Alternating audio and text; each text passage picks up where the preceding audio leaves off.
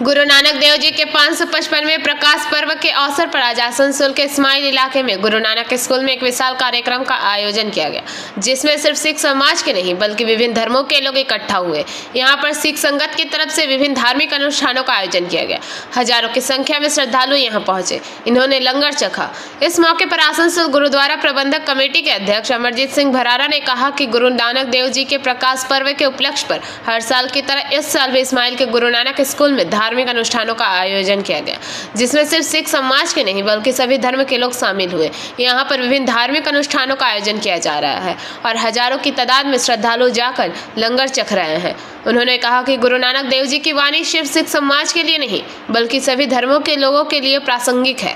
उन्होंने प्रार्थना की कि सभी स्वस्थ रहे और गुरु नानक देव जी की कृपा सभी पर बनी रहे। वहीं आसनसोल नगर निगम के MMIC गुरदास चटर्जी भी यहां पहुंचे, उन्होंने भी यहां मत्था टेका।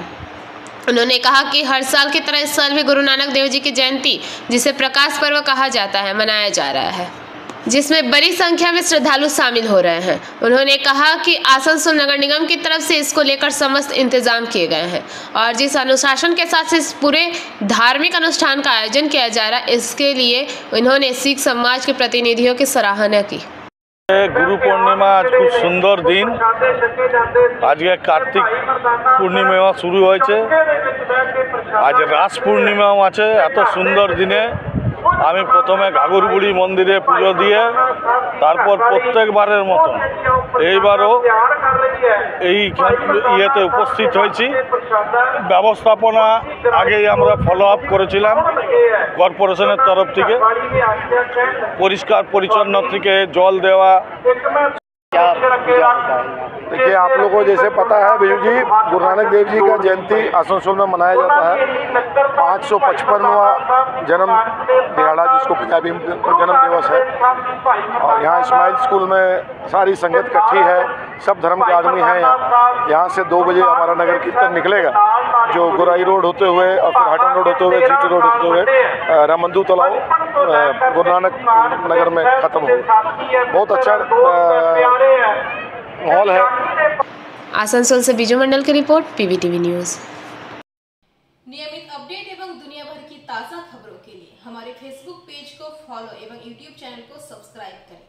कार्तिक पूर्णिमा के पावन अवसर पर हनुमान चालीसा संघ के संयोजक ओम प्रकाश बाजोरिया के नेतृत्व में रानीगंज में हनुमान मंदिर में हनुमान महोत्सव धूमधाम से मनाई गई। इस अवसर पर सीताराम मंदिर के नगर में भव्य शोभा यात्रा निकाली गई, जिसमें सभी वर्ग के सनातन धर्म के अनुयायियों ने उत्साह पूर्वक भाग लिया और नगर परिक्रमा की। कार्यक्रम रखा गया है। ये हनुमान मंदिर बड़ा बाजार रानीगंज में कार्तिक पूर्णिमा के उपलक्ष्य में, जो कि आज का दिन हिंदू धर्म में बहुत महत्व रखता है। हर जगह लोग अलग अलग तरीके से पूजा पाठ करते हैं, कोई गंगा स्नान करता है, कोई हनुमान जी की पूजा करता है। आज हमारे यहाँ पर कार्तिक पूर्णिमा के अवसर पर निशान यात्रा निकली है, जो पूरे नगर का भ्रमण करके और रानीगंज बड़ा बाजार हनुमान मंदिर में अर्पण करेंगे। 251 लोग और निशान, अभी तो निशान यात्रा यहाँ आकर के संपूर्ण होगी और फिर निशान बाबा को चढ़ाए जाएंगे। शाम को भजन कीर्तन का कार्यक्रम होगा और प्रसाद वितरण होगा। कार्तिक पूर्णिमा का अवसर पर हम तो यही कहेंगे कि सब मिलकर के सनातन धर्म का जितनी उन्नति हो सके उतना बढ़िया है। सनातन धर्म का प्रचार करना चाहिए लोगों को। आज का दिन का महत्व को समझ करके और सभी आए, सब जगह मंदिरों में दर्शन करें, भगवान का आशीर्वाद ग्रहण करें। आपका नाम परिचय? मेरा नाम पवन कुमार पुरोहित, मुख्य संचालक है। आज कार्तिक शुक्ल पक्ष तिथि पूर्णिमा है, जो हनुमान जी का उत्सव मनाया जाता है। ये रानीगंज हनुमान मंदिर बड़ा बाजार के अंतर्गत हनुमान जी का महोत्सव मनाया जा रहा है, जिसके उपलक्ष्य में निशान यात्रा सीताराम मंदिर से निकलकर हनुमान मंदिर में अर्पण किया जाएगा और उसी के बीच में सभी भक्तों का दर्शन एवं संध्या काल में भजन कीर्तन का आयोजन किया गया है। ओम प्रकाश बाजोरिया जी हैं, और सभी भक्तों के साथ। आपका परिचय? मेरा नाम विद्याभूषण पाठक, हनुमान मंदिर का सेवक एवं पुजारी। रानीगंज से सम्राट दास की रिपोर्ट, पीबीटीवी न्यूज। नियमित अपडेट एवं दुनिया भर की ताज़ा खबरों के लिए हमारे फेसबुक पेज को फॉलो एवं यूट्यूब चैनल को सब्सक्राइब करें। पश्चिम बंगाल आदिवासी कोल समाज सेवा संघ पश्चिम वर्धमान जिला कमेटी के प्रबंधन में वीर बिरसा मुंडा की जयंती के अवसर पर वीर बिरसा मुंडा सम्मान समारोह 2024 का आयोजन किया गया। रूपनारायणपुर श्रमिक मंच में आयोजित इस कार्यक्रम में बारावनी विधायक व मेयर विधान उपाध्याय शामिल हुए। बिरसा मुंडा जन्म जयंती उपलक्षे आज के प्रोग्राम माननीय विधायक एवं आसानसोल कॉर्पोरेशन मेयर श्री विधान उपाध्याय मध्य उपस्थित आছেন, আমাদের পঞ্চায়েত সমিতি সভাপতি উপস্থিত আছেন। ধন্যবাদ জানাচ্ছি, কারণ এত সুন্দর একটা অনুষ্ঠান করেছেন এবং সেখানে আসতে পেরে সত্যিকারের খুশি। আমার সাথে আনন্দা আছে, কৈলাস কাকু আছে এবং আমাদের দুই পঞ্চায়েতের উপপ্রধান আছে, পঞ্চায়েত মেম্বার আছে এবং সাংবাদিক বন্ধুরা আছে। সবাইকে, যারা দিদিরা আছো, বোনেরা আছো, কাকিমারা, দাদারা, কাকুরা, সবাইকে অনেক অনেক অভিনন্দন এবং শুভেচ্ছা রইল। দেখুন, আমরা মানে খুশি, বোনেরা যারা আছে, যারা ভাইরা আছে, বোনেরা কিন্তু খুব শিক্ষিত, পড়াশোনা করছে এবং এটা কিন্তু উন্নয়নের দিকে। পড়াশোনা না জানলে এই সমাজ তখনই এগোবে যদি শিক্ষিত হওয়া যায়।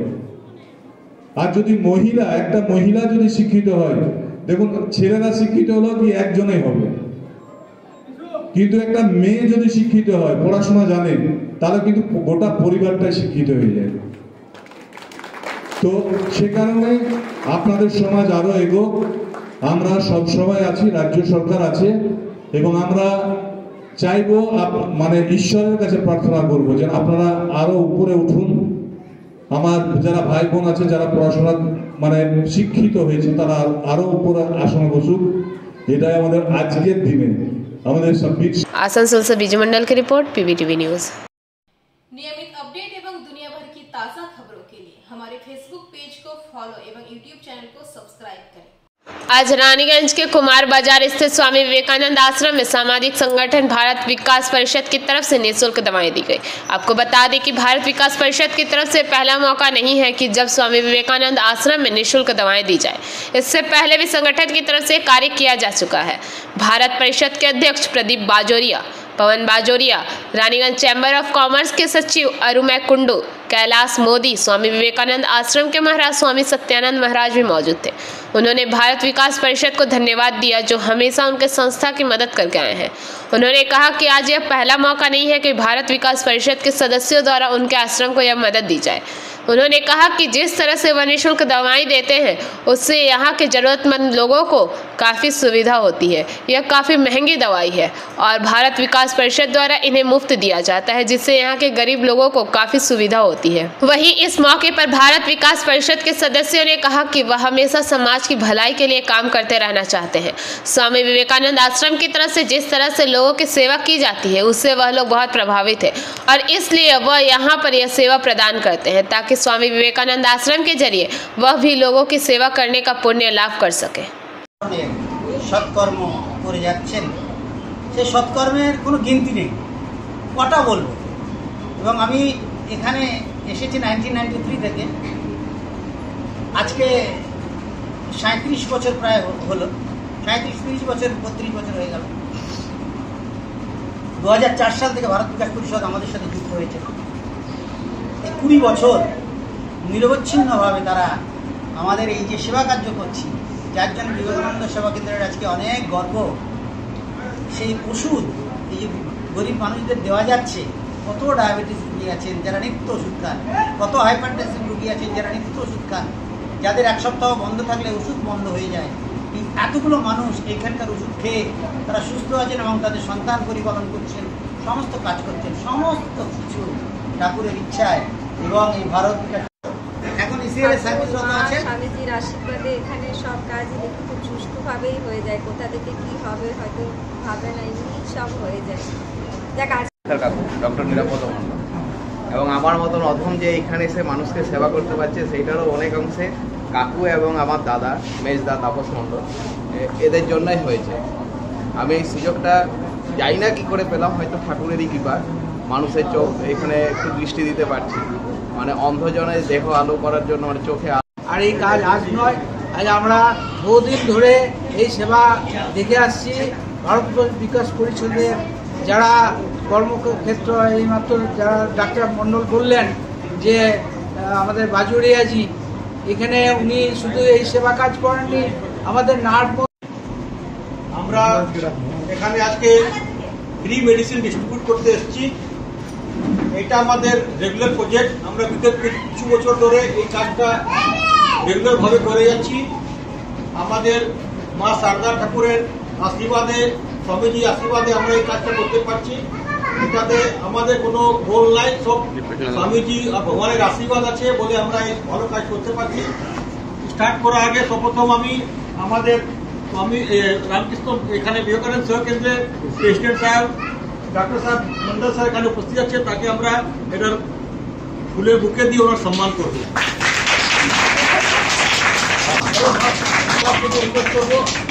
आज हम लोग भारत विकास परिषद की तरफ से रानीगंज स्वामी विवेकानंद सेवा केंद्र में हम लोग यहाँ पर उपस्थित हुए हैं।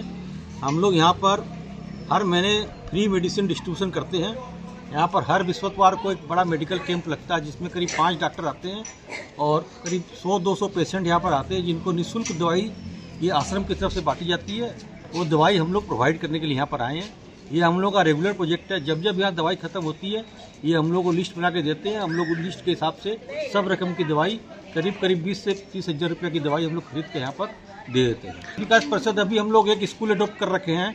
ये आपका प्रयास फाउंडेशन का स्कूल है जिसमें 4 टीचर को निःशुल्क पढ़ाने का 4 टीचर को निःशुल्क फीस हम लोग देते हैं, उनका सैलरी देते हैं। इसके अलावा स्कूल में जो भी रिक्वायरमेंट होता है, चाहे वो ये बुक्स हो, पठन पाठन की सामग्री हो, बैग हो, वाटर बोतल हो, पेन हो, जो भी वहाँ दरकार लगता हो हम लोग देते हैं। अभी हम लोगों ने भारत विकास परिषद की तरफ से यहाँ गुरु नानक स्कूल में भी 15 पंखे दिए हैं।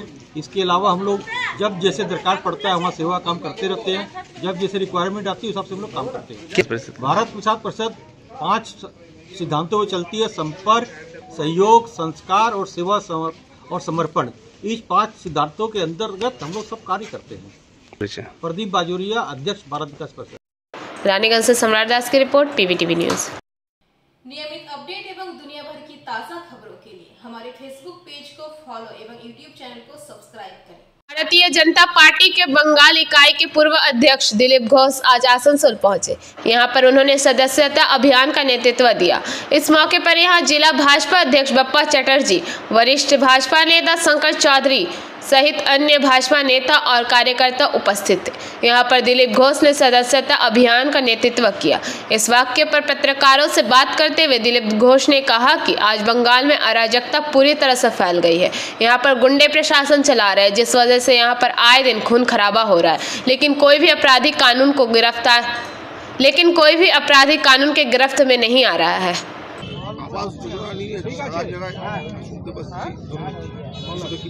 কোন যোজনাতে দুর্নীতি নেই? আবাস আছে, শৌচালয় আছে, নতুন শুরু হয়েছে ট্যাব, সব সরকারি সমস্ত যোজনা, চাই কেন্দ্র হোক চাই রাজ্য হোক, কার্ড মানি ছাড়া লোক পাবেন। নাম পাল্টে যাচ্ছে আবাস যোজনার, ট্যাবের জন্য টাকা অন্যের অ্যাকাউন্টে চলে যাচ্ছে, এখন সাইবার ক্রাইমের দেখানো হচ্ছে, আমফানের টাকাও চলে গেছে। এই যে লুট, সরকারি টাকা লুটের কম্পিটিশন চলছে। সরকারের লোকেরা, পার্টির লোকেরা লুট করে খাচ্ছে, সাধারণ মানুষ বঞ্চিত হচ্ছে। নরেন্দ্র মোদী হাজার হাজার কোটি টাকা পাঠাচ্ছেন, গায়েব হয়ে যাচ্ছে, আর সরকারের ঋণ বেড়েই যাচ্ছে কোথায় টাকা? যেখানে সেখানে টোল প্লাজা বসিয়ে টোল ট্যাক্স জোর করে আদায় করা হচ্ছে, লুটের রাজত্ব চলছে। এই সরকারের যে কটা দিন আছে লুট চলবে। দেখা যাচ্ছে যে কর্পোরেশনের মধ্যে শুধু যে টাকা নয়ছয় হচ্ছে, এটা নিয়ে কর্পোরেশন মিউনিসিপ্যালিটি থেকে স্কুল, কলেজ, ইউনিভার্সিটি কোথায় নেই? স্কুলে চক ডাস্টার কেনার পয়সা নেই, যাচ্ছে কোথায়? কর্পোরেশনে জল ক্রাইসিস শুরু হয়ে গেছে, কারণ খুব তাড়াতাড়ি ট্যাঙ্কার নামিয়ে টাকা লুট করা হবে। এসব ক্রিয়েটেড, এটাই রাজনীতি, আর এটা দেখতে হবে সবাইকে। চলুন। आसनसोल से विजय मंडल की रिपोर्ट, पीवीटीवी न्यूज। नियमित अपडेट एवं दुनिया भर की ताज़ा खबरों के लिए हमारे फेसबुक पेज को फॉलो एवं यूट्यूब चैनल को सब्सक्राइब करें। उद्योगपति पंकज कुमार प्रभाकर और उनकी पत्नी प्रिया देवी न्यू दिल्ली हावड़ा पूर्वा एक्सप्रेस से देवघर में परिवार में एक शादी समारोह में सम्मिलित होने जा रहे थे। जब उनकी ट्रेन जसीडीह स्टेशन पर पहुंची तो प्रिया देवी ने अपने पर्स से कुछ पैसे निकालकर प्लेटफॉर्म पर एक भिखारी को दान किया, लेकिन कुछ देर बाद प्रिया देवी ने देखा कि उनका पर्स गायब हो गया है। तुरंत इस घटना की जानकारी जसीडीह जीआरपी, पटना जीआरपी और आसनसोल जीआरपी को दिया गया। आसनसोल जीआरपी के इंस्पेक्टर इंचार्ज पी चटर्जी ने अपनी टीम को पूर्वा एक्सप्रेस में तलाशी का आदेश दिया। सब इंस्पेक्टर राणा आजाद सिंह ने अपनी टीम के साथ पूर्वा एक्सप्रेस के विभिन्न वातानुकूलित कोच में तलाशी अभियान शुरू कर दिया। इसी दौरान उन्हें एक बैग बरामद हुआ। उस बैग में नगद रुपए और सोने के गहने मिले। बताया जा रहा है कि नगद और गहने मिलकर उस बैग में तकरीबन 1 लाख की संपत्ति थी। सब इंस्पेक्टर राणा आजाद ने तुरंत घटना की जानकारी जसीडीह जीआरपी को दिया। इसके बाद उद्योगपति पंकज कुमार प्रभाकर से संपर्क किया और उनके खोए हुए बैग की बरामदगी के बारे में जानकारी दी। आसनसोल जीआरपी के अधिकारियों ने उन्हें बुलाकर उनके चोरी हुए बैग को उन्हें सौंप दिया। पंकज कुमार प्रभाकर और उनकी पत्नी आसनसोल जीआरपी के इस त्वरित कार्रवाई से बेहद खुश है। पटना से पूर्वा से मैं दानापुर जसीडीह के लिए मैं आ रहा था। पूर्वा से आ रहे थे? पूर्वा से आ रहे थे। कहाँ से ट्रेन पकड़े थे? पटना से। अच्छा, कौन कोच में थे? A1 में। कौन कौन था आपके साथ? मैं और मेरी वाइफ। अच्छा, उनका हैंड बैग आज ही? हाँ। ट्रेन लेट थी 2-3 घंटा, तो रह गया या कोई ले लिया मेरे को पता नहीं है। हम लोग ट्रेन उतर गए। कहाँ उतरे? जसीडीह उतर गए। ठीक है। उतर गए। हाँ। उसके बाद अचानक ये चिल्लाने लगी मेरा पर्स। ठीक है। तो हम लोग पूरा सर्च किए पहले, कहाँ है, कहाँ छूटा होगा। तो फिर याद आया कि एक भिखारी को 10 रुपया दिया था उसमें से निकाल के। अच्छा। ऐसे टांगी हुई थी, वैसे वही निकाल के दिया। तो उसके बाद हम लोगों ने उसको सर्च किया कि वो कहाँ गई होगी ट्रेन। तो पता चला कि वो ट्रेन आसनसोल वाले स्टेशन आसनसोल आ रही है। आसनसोल। तो उसके बाद आसनसोल पुलिस गई, उसको रिकवर कर लिया। मतलब आप क्या किए? आपका बैग जब जसीडीह में मिसिंग हो गया तो आप तो कुछ ना कुछ तो किए होंगे। पटना मैंने दानापुर में इसको कंप्लेन किया, दानापुर को हमने फ़ोन किया, अखिलेश कुमार को। हाँ। उसके बाद मैंने 3-4 जगह और कॉल लगाया। मेरे बेटे ने भी प्रयास किया। अच्छा। कोई बर्दवान से भी लोगों ने लगा हुआ था। अच्छा। लेकिन मेरे को कोई प्रॉपर संतुष्टि नहीं मिली किसी के जवाब का। मेरे को एक और नंबर मिला था आसनसोल का। हाँ। तो उन्होंने कहा कि साहब ये तो बहुत लेट हो गया है, अब नहीं हो सकता है। अच्छा। वो उनका नाम भी है मेरे पास, रजक साहब कहे कि ये तो लेट हो गया, अब तो नहीं जा पाए। आसनसोल जीआरपी जो आपको रिकवर किया, हाँ राइट, वो कैसे आप आसनसोल जीआरपी को संपर्क किए थे क्या? जी संपर्क किए थे। वो हमने अजय जी को फ़ोन किया, सभी मैडम को बोला था। तो आसनसोल जीआरपी आपको जो बैग जो आपको कलेक्ट करके दिया, उसमें क्या था बैग में? उसमें मेरे कुछ ज्वेलरीज थे वाइफ के। आसनसोल से बीजू मंडल की रिपोर्ट, पीवीटीवी न्यूज़। नियमित अपडेट एवं दुनिया भर की ताज़ा खबरों के लिए हमारे फेसबुक पेज को फॉलो एवं यूट्यूब चैनल को सब्सक्राइब करें। फिर हावड़ा स्टेशन से लाखों रुपए का सोना, चांदी और नकदी बरामद हुई। स्टेशन के आरपीएफ अधिकारियों ने इन्हें बरामद किया। सूत्रों के अनुसार स्टेशन से 770 ग्राम वजन के सोने का आभूषण, चांदी के विभिन्न सामान और 40,000 टका की नकदी भी बरामद की गई। जब्त किए गए सामान और नकदी को आगे की कानूनी कार्रवाई के लिए आयकर अधिकारियों को सौंप दिया गया। गोपनीय सूत्रों के अनुसार आरपीएफ अधिकारियों की एक टीम जब हावड़ा स्टेशन पर 13,023 हावड़ा गया एक्सप्रेस के प्लेटफॉर्म नंबर 10 पर दाखिल हुई तो उन्होंने ट्रेन की तलाशी शुरू कर दी। इस तलाशी के दौरान हरीश कुमार वर्मा, जिनका घर बिहार के भागलपुर इलाके में है, ट्रेन के एक डिब्बे की सीट नंबर 25 पर संदिग्ध हालत में बैठे पाए गए। जब अधिकारियों ने उनसे पूछताछ की तो उसके पास से ये सारी चीजें बरामद हुई। बरामद वस्तुओं में सोने के लॉकेट, अंगूठियां, चैन, झुमके, चूड़ियां शामिल है, जिनका कुल वजन 769.9 ग्राम है। खुले बाजार में इसकी अनुमानित कीमत 60 लाख रुपए से अधिक है। इसके अलावा चांदी की 3 मूर्तियां बरामद की गई, जिनका वजन 385 ग्राम था। 40,000 नकद भी बरामद किए गए। अधिकारियों को उसके पास से 2 कच्ची रसीदें मिली, जो इन वस्तुओं की वैधता पर सवाल उठाती है। आरपीएफ अधिकारियों ने गिरफ्तार व्यक्ति का मोबाइल फोन और सिम कार्ड जब्त कर लिया। आरपीएफ सूत्रों के मुताबिक कई बार पूछे जाने पर भी मनोज वर्मा कच्ची रसीद के अलावा कोई भी दस्तावेजी जानकारी उपलब्ध कराने में असफल रहे। इसके बाद जब्त और बरामद सामान आयकर विभाग को लौटा दिया गया और व्यक्ति के खिलाफ कानूनी कार्रवाई की गई। यह भी जांच की जा रही है कि क्या उसके साथ कोई और भी जुड़ा है।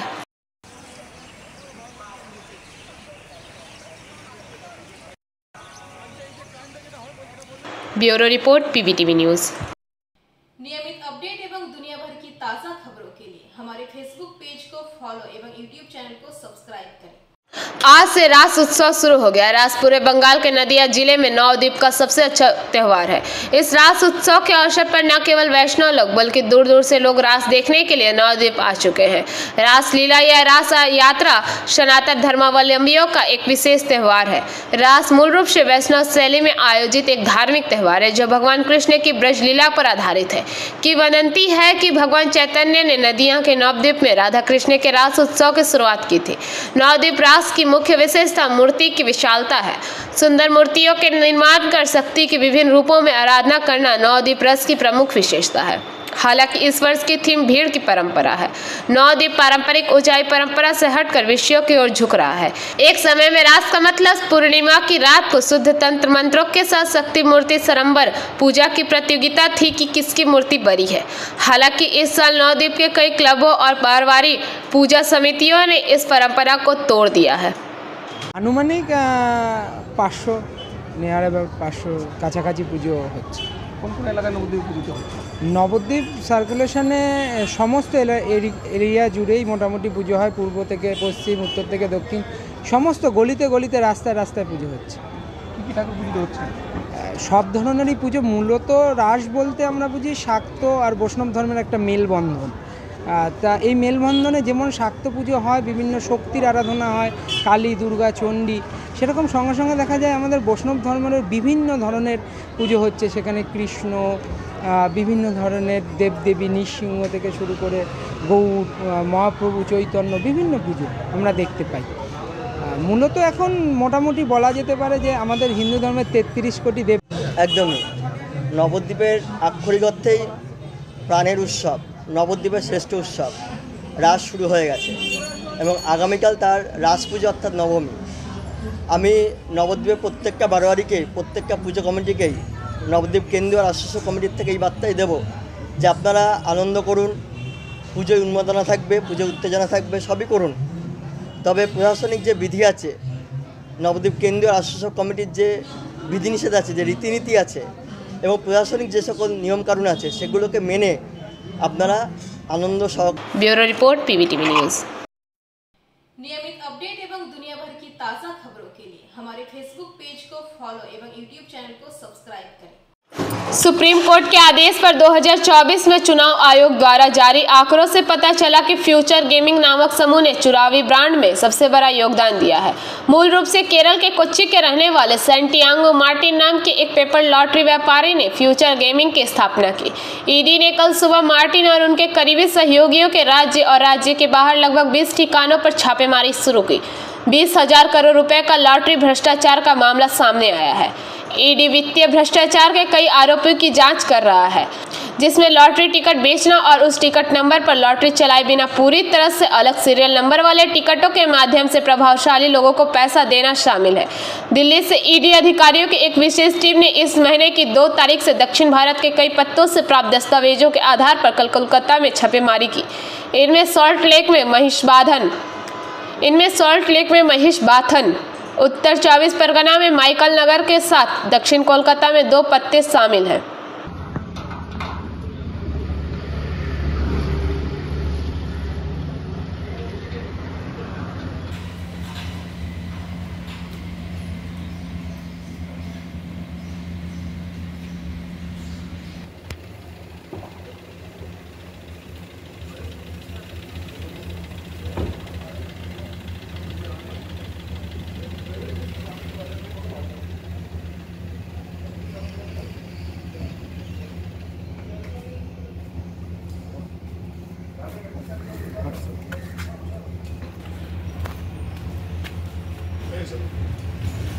Please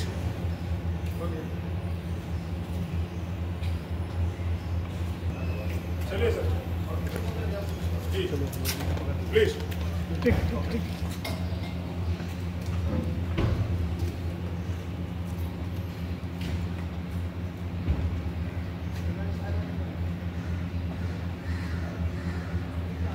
bureau report PVTV news. नियमित अपडेट एवं दुनिया भर की ताज़ा खबरों के लिए हमारे फेसबुक पेज को फॉलो एवं यूट्यूब चैनल को सब्सक्राइब करें।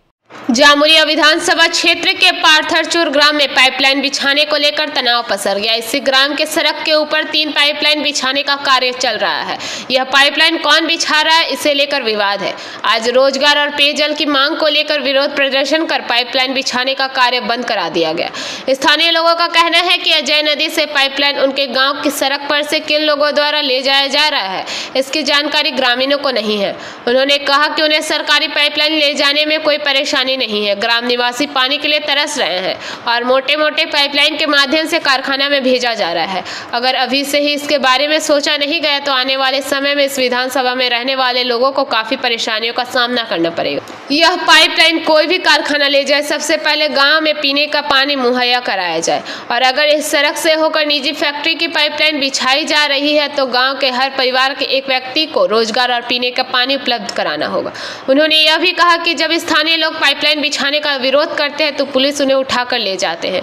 उनका दावा है कि यह पाइपलाइन कौन ले जा रहा है, इसे स्थानीय लोगों को स्पष्ट रूप से बताया जाए। यदि फैक्ट्री की पाइपलाइन डल गई है तो नौकरियां दी जाए, अन्यथा पाइपलाइन बिछाने का कार्य बंद कर दिया जाए।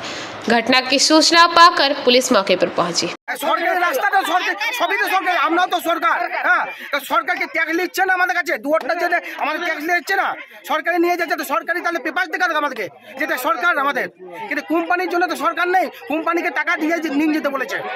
কোনো কারখানা কর্তৃপক্ষ এসছে কি আপনাদের কাছে? কোনো আসে না, কোনো কন্ট্রাক্টরও পেপার দেখাতে পারছে না। কন্ট্রাক্টরকে বললাম তো আপনার সরকার বেটে পেপারটা দেখান, পুলিশ বলেছে কন্ট্রাক্টরও পেপার দেখাতে পারছে না আমাদেরকে। আমরা তো দেখছি সেই জায়গাতে পুলিশও রয়েছে, পুলিশ কি বলছে আপনাদেরকে? পুলিশ বলেছে একটা কথা যে আমাদের কোনো ই নেই, আপনারা যেটা ভালো বুঝবেন সেটা করুন। হ্যাঁ, পুলিশ চলে গেছে। আপনারা এখন কি চাইছেন? আমরা চাইছি যদি রেশমি পাইপ যাচ্ছে রেশমিকে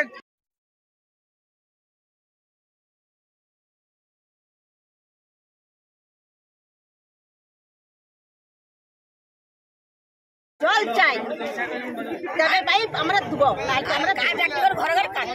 এই কাদের পাইপলাইন এটা? জল কারা পাইপ বসাচ্ছে? এটা রেশমি টাইপের।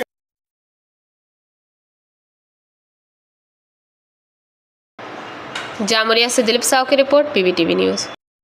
नियमित अपडेट एवं दुनिया भर की ताज़ा खबरों के लिए हमारे फेसबुक पेज को फॉलो एवं यूट्यूब चैनल को सब्सक्राइब करें।